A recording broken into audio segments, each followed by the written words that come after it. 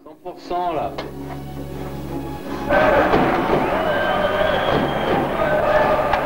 Je vais retirer mon maillot, sinon je vais plus avoir le droit de jouer avec.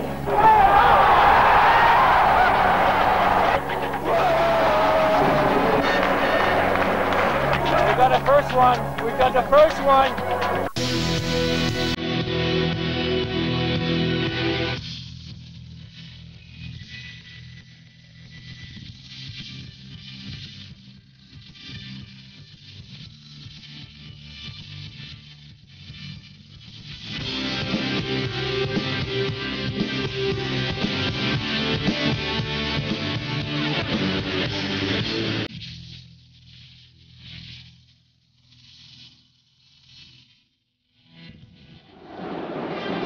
À Reims, finale retour du championnat de France de hockey sur glace 2000.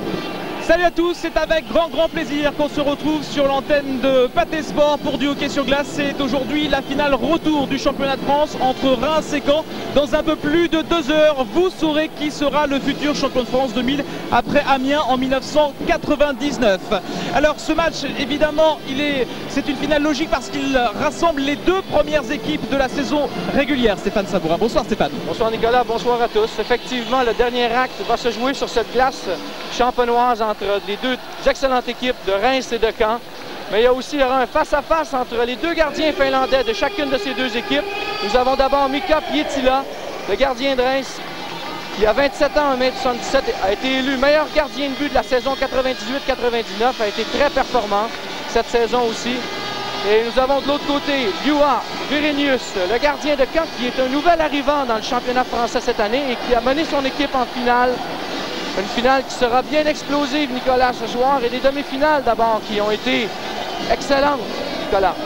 Alors on va tout de suite s'intéresser au parcours des 2 finalistes. Aujourd'hui, vous allez voir sur le tableau qui va arriver tout de suite, eh bien que le parcours a été tout d'abord assez facile avec une victoire 3-0 contre Chamonix pour Reims et une victoire assez facile également pour Caen face à Lyon. Ensuite, ça a été beaucoup plus compliqué pour les 2 équipes avec une victoire à l'arraché pour Reims face à Amiens, le champion de France en titre, et également match très délicat pour l'équipe de Caen face à Rouen. Alors, vous avez vu maintenant ce parcours, nous allons s'intéresser donc aux demi-finales qui étaient vraiment extrêmement serrées cette année. C'est David Bialski qui revient sur le parcours en demi-finale des 2 finalistes, Reims et Caen. C'est parti. Premier de la saison régulière, la présence de Reims en finale n'est pas surprenante. Ce qui a peut-être étonné par contre a été la difficulté du parcours. Vainqueur facile de Chamonix en quart, et ils ont eu besoin de 5 matchs pour se défaire d'Amiens en demi. Pourtant, après la correction de 8-0 au premier match, on aurait pu s'attendre à autre chose. Mais Amiens a gagné le 2e match 4-3. Reims a ensuite remporté le 3e match 4-2. Et puis au 4e match, menant 2-1 dans la série, le match s'est décidé au tir au but où les Rémois se sont heurtés au rock Minjimba.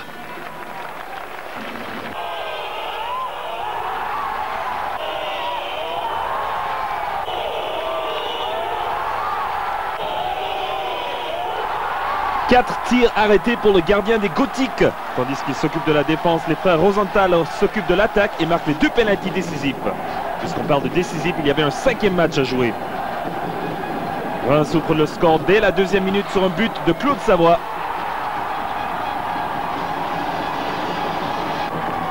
10 minutes plus tard, le capitaine de l'équipe Arnaud Briand ajoute au score quand il prend une passe du Finlandais Pekka Laxola. Il est stoppé sur le premier tir mais convertit le rebond. Amiens revient dans le match grâce à un but d'Olivier Duclos qui nettoie la patinoire du Palais qui s'y reposait. Le score est de 2-1 pour Reims. Pour son 2e but, Arnaud Briand profite d'un avantage numérique pour battre Minjimba. Le score est de 3-1 pour Reims. Amiens peut toujours compter sur les Rosenthal pour un but. Cette fois, c'est François qui marque pour amener les siens à seulement un but au milieu de la 3e période. Mais ça sera la fin de l'espoir pour les Amiénois. Arnaud Briand marque encore une fois pour compléter le tour du chapeau, tandis que Daniel Paradis n'attend que 42 secondes plus tard pour marquer derrière et envoyer des salves imaginaires dans les tribunes. Reims prend sa revanche de la finale de l'année dernière en s'imposant en 5 manches, dont un 6-2 dans le match décisif. Les Rémois confirment leur première place de saison régulière et affrontent en finale l'équipe de Caen. En seulement leur 2e saison dans l'élite, les Léopards sont en finale. Mais le parcours fut très dur, ils ont eu besoin de 3 matchs pour éliminer Lyon en quart avant de se livrer à une série d'anthologie avec Rouen. Ayant gagné les 2 premiers matchs chez eux, ils perdent le 3e à Rouen. Et au 4e, en prolongation mort subite, il laisse Nemo Nokozmaki seul face au gardien. Il marque et force un 5e match décisif qui se joue cette fois sur la patinoire de Caen. Les Canets ne perdent pas de temps dans la 5e manche. Ils ouvrent le score à la 23e seconde sur un but de Luc Chauvel. Rouen réplique quand Guillaume Besse ramasse les miettes de Patrick Genet. Égalité 1-1 en milieu de 2e période. Sortie de Northeastern en NCAA, Jason Melong profite du trafic devant les buts pour tromper Phil Grunveld en début de 3e. 2-1 Caen. Rouen égalise à 6 minutes et demie de la fin sur un but de la fusée canadienne Éric Doucet. Le dénouement du match n'est pas fait pour les cardiaques à 2 minutes de la fin. Pajankowski prend un slap shoot qui touche le poteau. Alain Cariou récupère le rebond. Tir arrêté par Vernius, mais c'est Benjamin Agnel qui finalement marque sur le 3e rebond de la séquence. Rouen, qui a été dominé toute la partie, mène pour la première fois du match à 2 minutes de la fin. Sachant qu'ils jouent leur saison entière dans les 2 dernières minutes, les Canets se défoncent. Tandis que Rodolphe Garnier fixe 2 Rouennais dans le coin. Luc Chauvel marque le but de l'égalisation et son 2e but de la partie le jour de son anniversaire. Aucun but n'est marqué en prolongation, alors il est l'heure des pénaltys décisifs. Toute une saison se joue sur ces tirs. Quel gardien va trembler d'abord? Caen tire en premier, mais Kai Rossio est stoppé. Eric Pinard n'arrive pas à marquer non plus. Jimmy Provencher le premier à trouver le filet, tandis que Vernius crée le break en arrêtant Guillaume Besse. Yuka Olila marque à son tour pendant que Vernius construit un barrage impénétrable devant son filet. Yuni Latinen a le shoot de la victoire. Il convertit. Caen élimine Rouen à la fin d'une série de 5 matchs. Les Léopards, dans leur 2e saison dans l'élite, se qualifient pour une finale face à Reims. Une finale qu'on espère aussi serrée que les demi.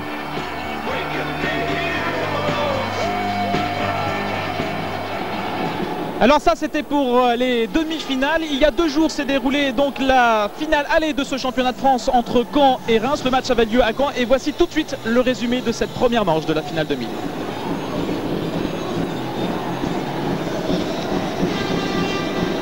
Le résumé va arriver dans quelques petites secondes. Il faut savoir que le match s'est déroulé dans la patinoire provisoire de Caen parce que la patinoire de Caen est en travaux. C'est pour ça qu'il n'y a pas eu de retransmission sur l'antenne de Patrice Caen. Mais il y a quand même les images et les images, elles arrivent tout de suite. C'est parti. Il y avait du monde à Caen pour ce premier match joué à guichet fermé, 1h30 avant le coup d'envoi. Les plus courageux attendent patiemment sous une pluie glaciale cette première rencontre, malgré des conditions indignes d'une finale dans cette patinoire provisoire aux allures de hangar. Ce sont les Rémois qui commencent le mieux cette partie, 8e minute de jeu. Claude Savoie le plus rapide sur le palais. Son tir trompe à Virenius, 1-0 pour Reims. 1-0, c'est d'ailleurs le score à l'issue du premier tiers-temps après ce but de Claude Savoie. Les joueurs de Reims doublent la mise en seconde période avec David Ribanelli sur la gauche. Bousculé, l'attaquant rémois parvient quand même à offrir le palais à Daniel Paradis qui ne laisse aucune chance à Virenius sur ce tir puissant. Reims 2, Caen 0. La passe de Ribanelli tient du miracle. Virenius lui est assommé après ce 2e but rémois. Il reste 5 minutes à jouer dans la 3e période et les Canets sont enfin dangereux avec un premier tir de Provencher repoussé par Pietila. Pananen récupère le palais. Bachet est en relais pour Yuka Olila qui tente sa chance de loin. Pietila cette fois est battu. Caen revient à 2-1. Le tir canon d'Olila remet les Canets dans le match à moins de 5 minutes du terme.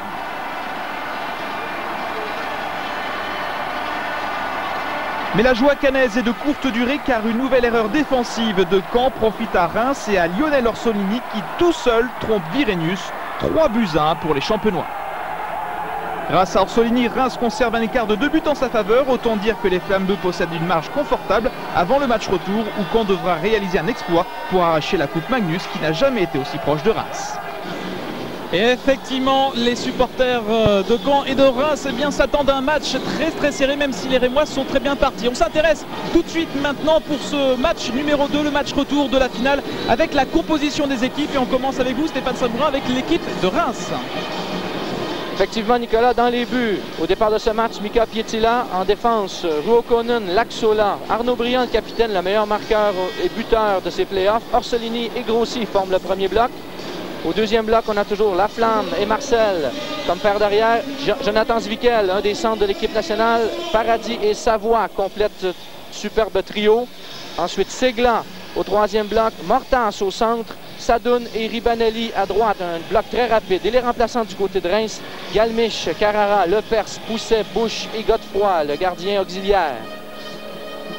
Voilà pour la composition de l'équipe de Reims. David Bielski est avec nous pour suivre également cette rencontre. Et David, vous êtes à côté de l'entraîneur de Reims, Jari Grosstrand. Bonsoir David.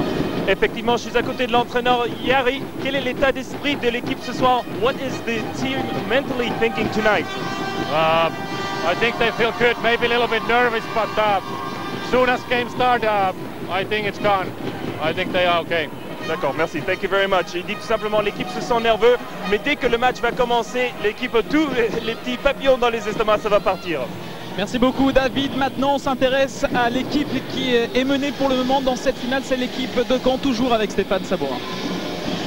Dans les buts du côté de Caen, Joa Virenius, le nouvel arrivant en France cette année. Dans les buts, Nicarotio, Olila comme paire d'arrière, Pananen, Provencher, Mélong, un excellent premier bloc du côté de Caen. Ensuite, nous avons Vincent Bachet, Jean-Christophe Philippin, deux arrières de l'équipe nationale. Latinen au centre, Garnier et Mikkonen forment le deuxième bloc. Troisième bloc, on a Lemus, Zvori, Pousse, Brice Chauvel et Luc Chauvel, un bloc pratiquement français. Et les remplaçants du côté de Caen, Marjorie, Leroy, Van de Candelaire, Caillou, le gardien auxiliaire et l'entraîneur évidemment, Heikki Laimé, Nicolas. Oui, Heikki Laimé qu'on va retrouver également aux côtés de David Bielski. Effectivement, Heikki, comment est-ce que vous avez préparé votre équipe avant ce match? Normalement, bon, on a essayé de trouver les quelques petits détails à changer, mais on va jouer normalement ce soir, on essaie de jouer notre jeu. C'est pas vraiment qu'on essaie de trouver un miracle et à gagner cette match. Je crois que si on peut jouer normalement notre jeu, ça va aller ce soir. Merci beaucoup. Le coup d'envoi du match qui va démarrer dans quelques petites secondes. L'entrée des deux équipes sur la glace de la patinoire d'Auken pour cette finale retour du championnat de France 2000. Les Canets arrivent en premier.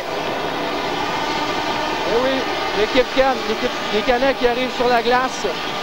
Il y a quand même passablement de spectateurs qui se sont déplacés pour ce match. Et maintenant, voilà les Rémois. Mika Pietila en tête.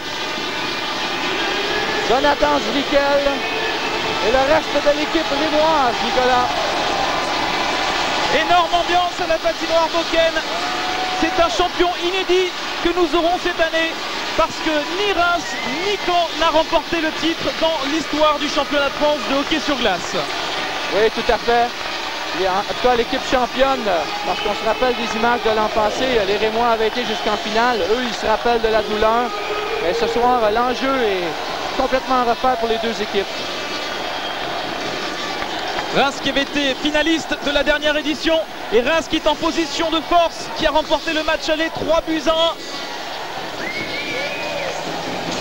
Effectivement, mais Nicolas, le premier but du match a une importance capitale parce que où elle va distancer l'équipe cannaise, où elle va remettre l'équipe cannaise dans le match et mettre de la pression sur l'équipe rémoise, évidemment.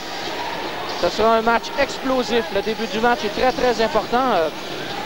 Moi, l'entraîneur Laimé, il semblait nous dire qu'il gardait sa troupe très calme et il voulait vraiment imposer son style de jeu sur la glace.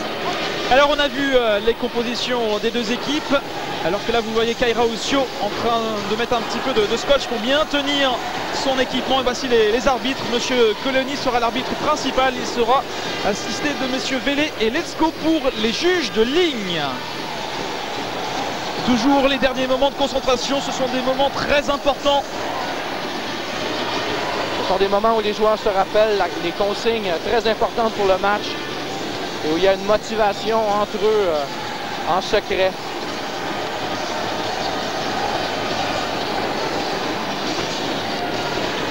Et le coup d'envoi dans quelques petites secondes avec deux équipes qui possèdent pas mal de joueurs étrangers. Et bien sûr, vous en avez parlé Stéphane, avec une tendance finlandaise.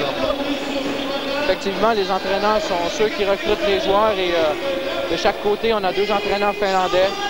Et ce sont deux très bonnes équipes, mais il y a aussi d'excellents joueurs français dans ces équipes.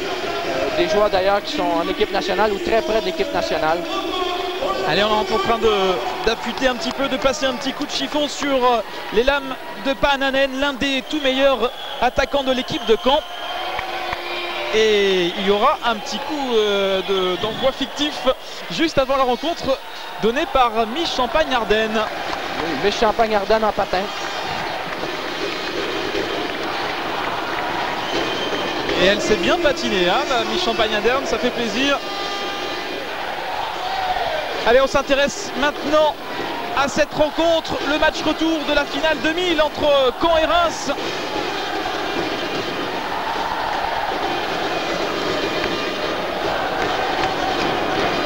Les Rémois nous paraissaient très bien préparés pour le match et hyper concentrés, Nicolas.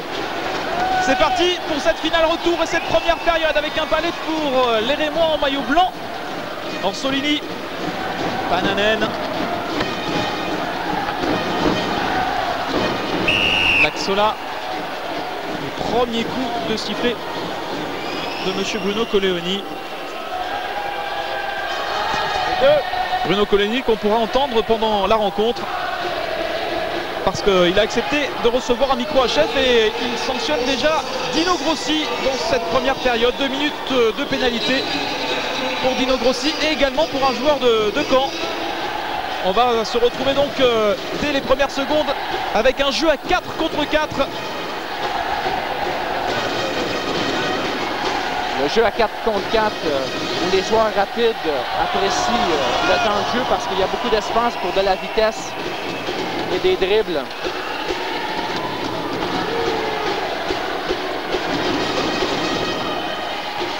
Arnaud Briand. Palais stoppé par Olila, bonne fermeture de zone, mais il y avait un hors-jeu. Le Palais a franchi la ligne bleue, il est allé dans la zone neutre. Situation de hors-jeu. Il y aura à suivre une mise au jeu.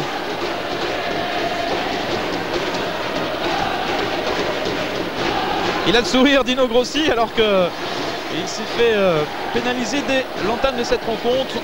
Il reste encore un peu plus d'1 minute 40 de jeu à 4 contre 4.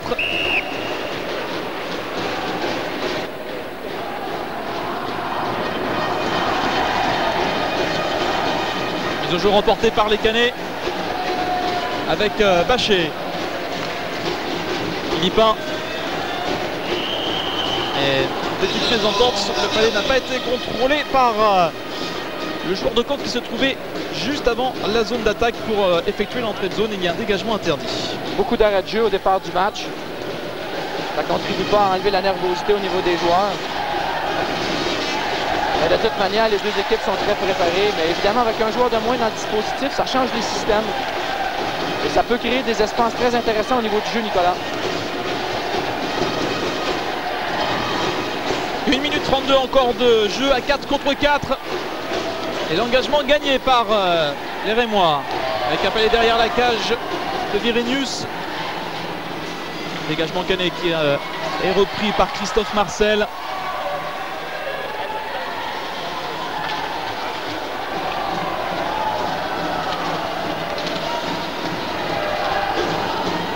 Jean-Christophe Philippin, le capitaine Canet. On ne prend aucun risque pour le moment des deux côtés. Et on attend de voir qui, le premier, va faire la première erreur.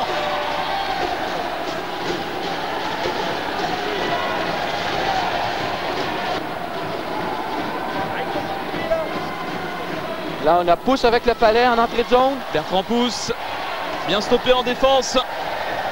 Avec Anthony Mortas qui essaye de récupérer le Palais pour Reims face à Brice Chauvel. Et Brice Chauvel pour le moment s'en sort avec Bertrand Pousse en soutien. Brice Chauvel finalement ne pourra pas reprendre ce Palais. Les Rémois vont pouvoir repartir avec Jonathan Zwickel. Les deux équipes jouent une approche relativement défensive et attendent en zone centrale de chaque côté. Elles ont joué comme ça toute la saison. Oh, Nicolas. Et premier tir canon pris par Ruekonen à côté de la cage de Virenius. Olila. Et arrêt pour Mika Pietila en 2 temps. La première intervention du meilleur gardien du champion de France. Première chance de marquer. Et il y a même eu un rebond qui a été pris par un Canet devant la cage rémoise. Et Mika Pietila qui veillait a fait l'arrêt. Alors il y a eu un tir de loin et des rebonds. Donc un tir de loin qui va frapper la vitre ici. Qui va être pris directement par un Canet, mais Pietila était déjà placé et le rebond ensuite, évidemment. Et là, à remarquer l'équipe rémoise qui met 2 joueurs de centre pour l'engagement. Et pourtant, ce sont les Canets qui gagnent cet engagement. Laxola. Dégagement interdit. Le Palais qui a traversé toute la zone et on va revenir dans le camp de Reims. L'équipe canaise qui a joué un championnat de haute qualité avec un effectif réduit et seulement 5 arrières durant le championnat. Ouais, les deux équipes qui ont vraiment réalisé une excellente saison régulière et David Coignard vous propose justement le classement à l'issue de cette saison régulière. 1 point seulement sépare les deux équipes.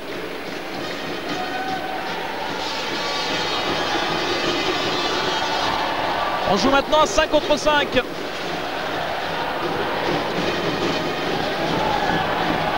Laxola.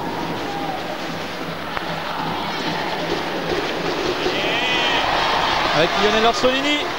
L'entrée de zone pour les joueurs de Reims. Le dégagement aussitôt pour les Canets. Pananen. Les 2 premiers blocs sur la glace. Jason Melong. Il sera trop court. Et attention à ce palais qui revient quand même pour Lionel Orsolini. Jean-Christophe Philippin. Alors que Lionel Orsolini est sonné sur la glace. Et on a tout de suite arrêté le chrono. Orsolini qui a été ébranlé sur le choc avec l'adversaire au moment de la réception de la passe. Alors on voit ici la reprise et la mise en échec effectivement. Je pense qu'il ne s'y attendait pas, donc il a vu quelques étoiles. Lionel Orsolini, l'auteur du 3e but lors de la finale aller. Ce 3e but qui donne pour le moment 2 buts d'avance dans cette finale. Et l'occasion pour nous de faire un petit point sur le règlement. Alors que là, il y a Mikkonen qui est parfaitement passé. Et intervention de Christophe Marcel avec un tir derrière. Repoussé par Mika Pietila. Alors pour revenir sur le règlement de cette finale, eh bien, il faut savoir qu'on prend en compte le goal average avec un nouveau Mikkonen sur un nouveau lancer détourné par Mika Pietila. Mikkonen très actif dans ce début de premier tiers. Il récupère le palais avec une bonne ouverture pour Lila. Le tir est ouvert et attention avec ce palais qui va peut-être mourir en fond des cages finalement. Quel geste de Mika Pietila qui était battu dans un premier temps et qui a plongé pour arrêter le palais. Il y avait le feu dans la zone rémoise, Nicolas. Alors, on a perdu de vue le palais quand il y a eu le tir de la ligne bleue, mais il s'est ramassé à la droite. On voit ici le tir et là on perd le palais de vue et là il revient, mais Pietila l'a retiré vers lui pour empêcher le but, mais de toute façon il y avait qu'un Rémois prêt à prendre le rebond. On est passé tout près de l'ouverture du score en faveur de Caen. Et ce premier but, vous en parliez, hein, Stéphane, il va être très très important dans cette première période. Oui, là jusqu'à maintenant il y a eu 2 occasions canaises et il n'y en a eu aucune pour le moment du côté de Reims. Et le match est encore très jeune. Avec un long dégagement d'Arnaud Briand directement sur Virenius. Olila. Interception d'Anthony Mortas à la lutte dans les coins pour récupérer ce palais avec Kai Raoussio. La charge de Raoussio et la lutte entre les 2 hommes. Pas de sanction pour le moment. Et ça repart pour les joueurs de Reims. Segla, le Slovaque pour Ribanelli. Rappelons que la finale de l'an passé de Reims a été jouée sans des joueurs très importants, dont Anthony Mortas, qu'on a vu à l'écran avant, Jonathan Zwickel qui était blessé au bras. Et puis que cette année, la formation est au complet, sans blessure importante. Le dégagement interdit qui ramène le palais. On revoit ici la charge sur Anthony. Alors le premier choc qui est manqué, mais on voit ici la cross-out de Rautio. Et il y en a eu quelques autres après, sans sanction. Kai Raoussio qui est sans doute le meilleur défenseur cette année du championnat de France. C'est une trouvaille d'Aiki Leime. Lui qui a plus de 35 ans eh bien, est venu un petit peu se ressourcer en France, lui qui a tout connu en Finlande.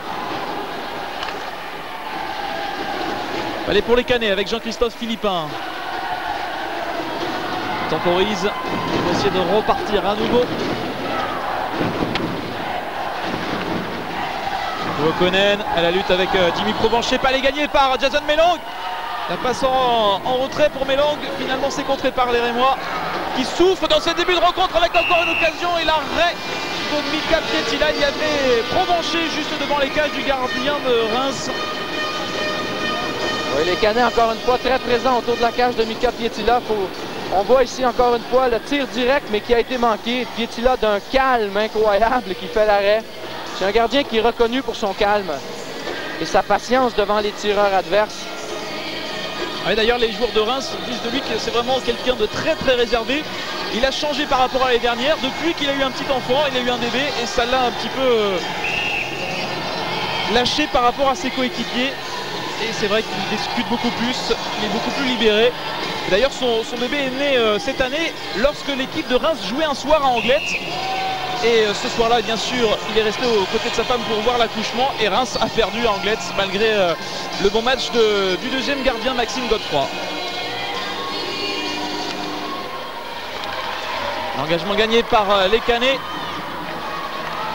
Jean-Christophe Philippin avec un Palais maintenant toujours dans la zone de Reims. Pietila, Mikkonen qui va prendre à lancer et c'est stoppé, on ne sait comment, par Mika Pietila. C'est lui qui est en train de tenir un petit peu la barrière rémoise dans ce début de première période très difficile pour Reims. Effectivement, il y a eu beaucoup de changements du côté de Reims. On essaie de garder les joueurs intenses sur la glace, mais on voit ici l'occasion de marquer. Et je pense que Mika Pietila s'est posé la question. Il ne savait pas trop où le Palais était et je pense qu'il l'a retrouvé dans la mitaine, donc il l'a redonné facilement après, mais je pense qu'il n'était pas si sûr que ça de la présence du Palais dans son gant. L'engagement toujours dans la zone rémoise. Anthony Mortas qui un des meilleurs centres dans les playoffs du côté de Reims. Et là, pour une raison, il se fait enlever. Toujours 2 centres dans la zone de défense. Arnaud Briand qui a pris l'engagement. Ebanelli. Pour Arnaud Briand. Anthony Mortas. Pour le moment, les Canets ferment bien leur zone. Ils empêchent les joueurs de Reims de pénétrer avec une pénalité différée appelée par l'arbitre et le Palais directement de l'autre côté dans le public. Il y aura une sanction contre un joueur de Caen alors que, vous l'avez vu, Mika Pietila était tout de suite parti sur le banc parce que lorsqu'il y a une pénalité différée, eh bien, le jeu se poursuit en faveur de l'équipe qui n'est pas sanctionnée. Et tant que cette équipe a le Palais, eh bien, elle peut faire sortir son gardien et jouer, développer son jeu. Et à partir du moment où l'autre équipe touche le Palais, eh bien, tout de suite aussitôt, l'arbitre siffle la pénalité. Et la pénalité, elle est pour l'assistant capitaine des Léopards de Caen, Bertrand Pousse. Bananen face à Arnaud Briand pour la mise au jeu.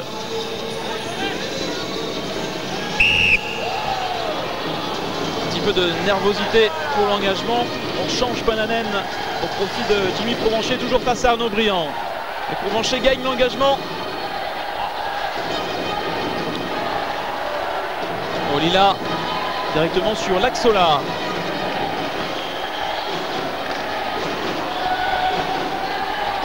Le Palais jouable, dégagement de Kaira Ussio. L'Axola. Ruokonen. Dans l'autre coin à l'opposé.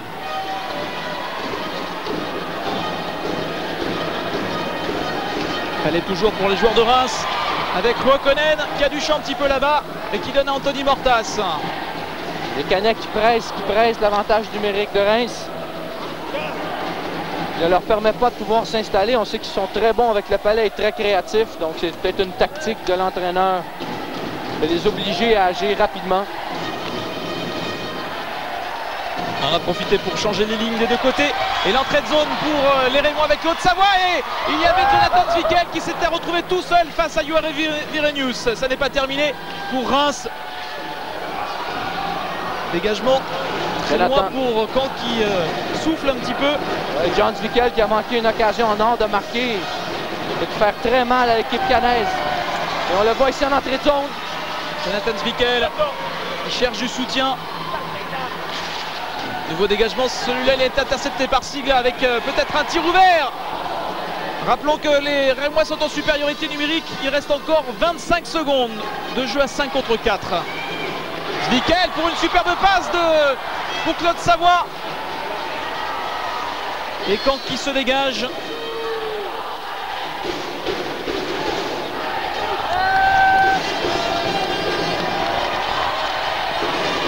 Daniel Paradis. Ribanelli contré, mais il y a Anthony Mortas derrière. La pénalité se termine. Et on joue au complet à 5 contre 5. Pananen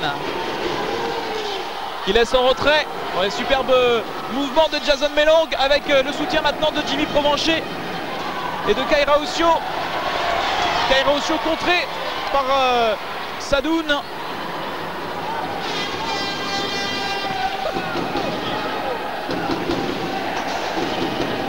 Dégagement directement sur Mika Pietila.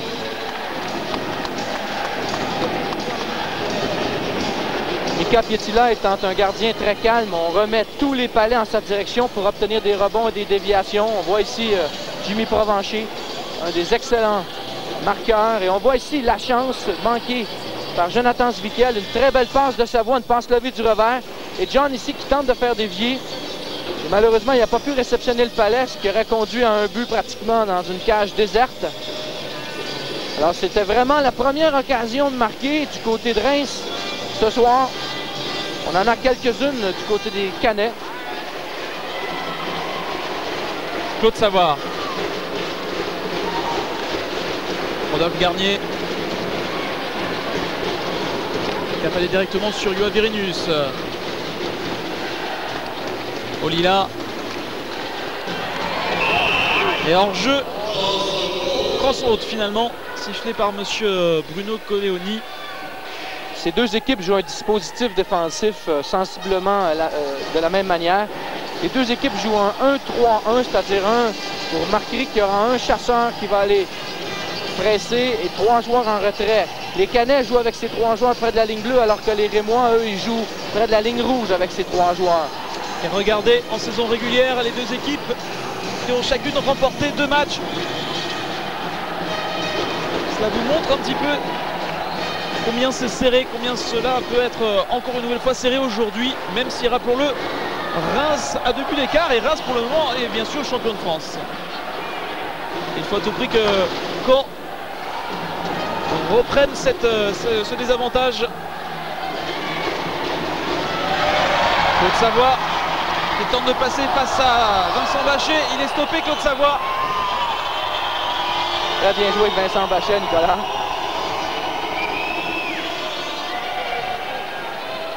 Alors vous allez voir l'application du dispositif là, du côté de Caen qui joue beaucoup plus haut. Là, il y a des changements de bloc, malheureusement on va peut-être le voir plus tard. Oups. Fallait intercepter par les Canets. L'entrée de zone est parfaite avec ce tir stoppé par Mika Pietila. Ce lancer de la bleue pratiquement de Luc Chauvel. Si on ne masque pas la vue de ce gardien de but, il est très difficile de le battre. On voit en entrée de zone, il aura un tir relativement facile parce qu'il le voit très bien. Et il y avait un Canet prêt pour le rebond, un joueur de Caen. Mika Pietila, surnommé The Body. Lui qui a commencé, il a une histoire un petit peu particulière. Mika Pietila, il a commencé le hockey à l'âge de 6 ans. Il jouait au hockey avec des copains et puis personne ne voulait dans les buts. Et puis il s'est dit, ben moi je vais y aller. Et puis voilà, commander une carrière internationale pour ce gardien qui a joué dans l'équipe nationale de Finlande. C'est un peu l'histoire de tous les gardiens de but qui se ramassent dans les goals à un moment donné. Généralement, c'est parce qu'il n'y en a pas un jour, puis tout à coup, ils adorent la position et ils y restent. Attention à David Ribanelli qui est parti en contre. Bon retour de Lemus Jory et de Luc Chauvel. Mais David Ribanelli récupère ce palais directement sur Virinius. Excellente chance de marquer de Ribanelli sur un solo superbe. Le palais gagné par Anthony Mortas qui va se présenter tout seul.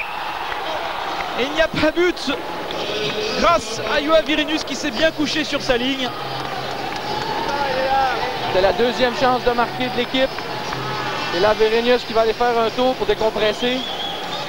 On voit Mortas ici qui a été incapable de prendre un excellent tir du revers. En fait, il avait perdu le contrôle du palais. Et Briand veillait, lui, pour le rebond.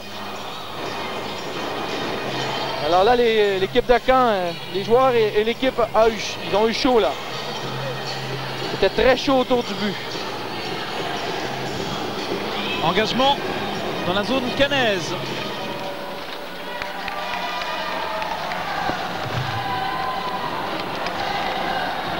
Solini face à Olila. Attention, ce palais perdu un petit peu bêtement par les Canets. Il y avait Dino Grossi qui était dans les parages. Dégagement pour Caen. Et dégagement interdit. Le palais qui a traversé toute la glace. On va revenir une nouvelle fois dans la zone de Caen. Ouais, depuis quelques minutes, l'équipe de Caen est en difficulté. L'équipe de Reims semble s'être ressaisie. Alors il faut savoir qu'au niveau de la Coupe d'Europe, eh bien déjà les deux équipes sont qualifiées pour la Coupe continentale.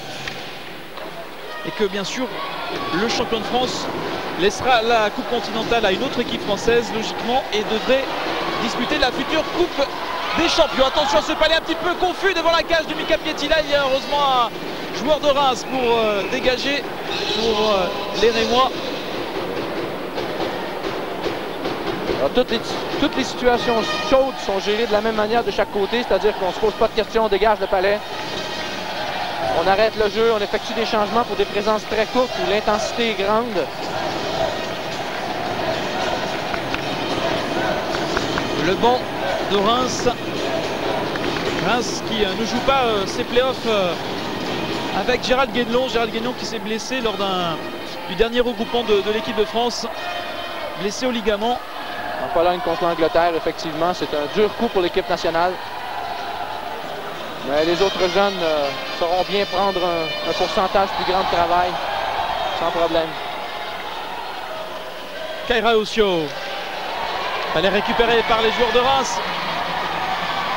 La Flamme. Il y avait une bonne combinaison entre Claude Savoie et la Flamme. Christophe Marcel, directement sur Kaira Ossio. Oh, 2 contre 1.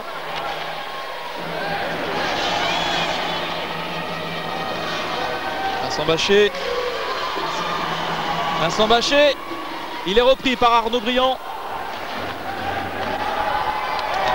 Et le contre pour les joueurs de Reims avec Daniel Paradis. Et quelle intervention de Yoann Verenius qui avait parfaitement anticipé ce lancer de Daniel Paradis.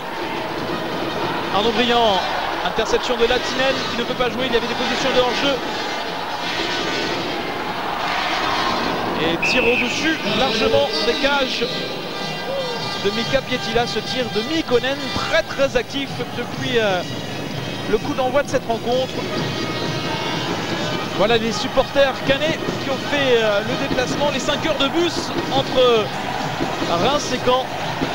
Et on a refusé énormément de monde, bien sûr, pour cette finale. Cette patinoire Boken qui ne peut accueillir que 2000 personnes.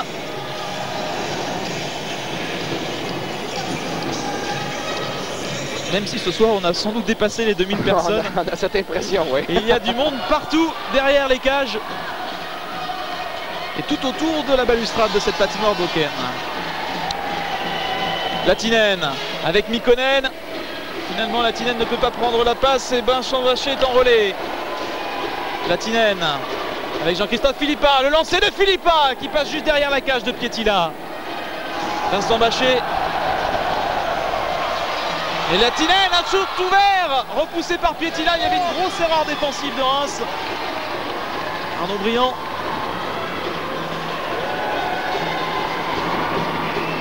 Latinen avec Chauvel. Bon tir de Luc Chauvel. Il y a beaucoup de rythme depuis quelques minutes sur la glace de Boken. C'est une passe super dangereuse celle-là, mais elle a été réussie. Attention, celle-ci aussi. Anthony Mortas pour David Ribanelli qui temporise, qui va y